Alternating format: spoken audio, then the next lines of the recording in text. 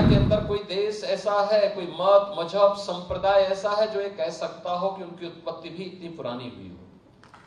किसी के पास इतिहास नहीं। बहुत कहेगा, कोई 1400 साल का कहेगा, कोई 2000 वर्ष का कहेगा, कोई 2700 का कहेगा, कोई 3000 वर्ष का कहेगा। इस धरती का और खासतौर पर भारत का एक ही धर्म है, वो सनातन धर्म है। यही भारत का राष्ट्रीय धर्म है। हमारा सौभाग्य है कि जब हम यहां की बात करते हैं, पूरी दुनिया के अंदर इस भूमि के प्रति लोगों के मन में अथाह आकर्षण है और लोग इस बात के प्रति उत्सुक रहते हैं। सचमुच प्रधानमंत्री जी जब बात विकास और विरासत की करते हैं तो विरासत यही जो आपके पास है, ये धरती कितना समृद्ध है।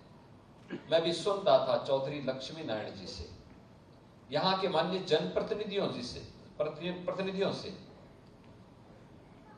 और मुझे प्रसन्नता है कि यहाँ के पूज्य संतों के साथ ब्रज तीर्थ विकास परिषद ने और यहाँ के जनप्रतिनिधियों ने इस बात का उल्लेख किया है कि भगवान श्री कृष्ण का 5251वां जन्मोत्सव का ये आयोजन इस बार इस भूमि में इस आयोजन के साथ हम जोड़ने जा रहे हैं।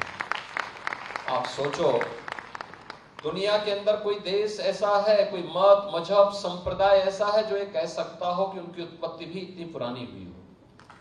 किसी के पास इतिहास नहीं, किसी के पास नहीं है। बहुत कहेगा, कोई 1400 साल का कहेगा, कोई 2000 वर्ष का कहेगा, कोई 2700 का कहेगा, कोई 3000 वर्ष का कहेगा। 3000 वर्ष पुराना दुनिया के अंदर कोई सेक्ट, कोई संप्रदाय, कोई मत और मजहब अपने आप को उससे पुराना नहीं बता सकता। उससे पहले क्या था, कुछ भी पता नहीं था।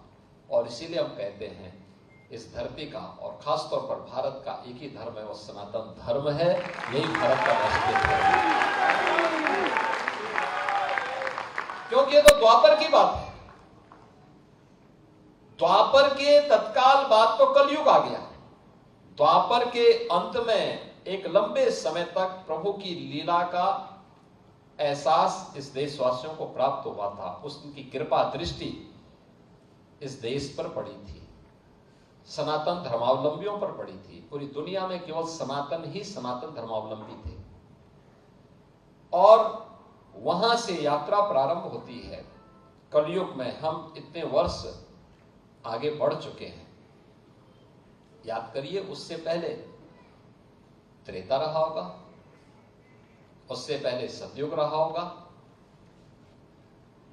एक लंबा इतिहास, एक लंबी थाती विरासत हमारे पास, जिसको हमारे पूज्य संतों ने, इनकी विरासत ने संभाल करके रखा है। और आज भी अपने धार्मिक आयोजनों के माध्यम से, इस प्रकार के आयोजनों के माध्यम से इस विरासत के संरक्षण के लिए, कथा वार्ता के माध्यम से, भोजपत्रों के माध्यम से, पांडुलिपियों के माध्यम से, गुरु शिष्य की परंपरा के माध्यम से उसके संरक्षण का काम किया।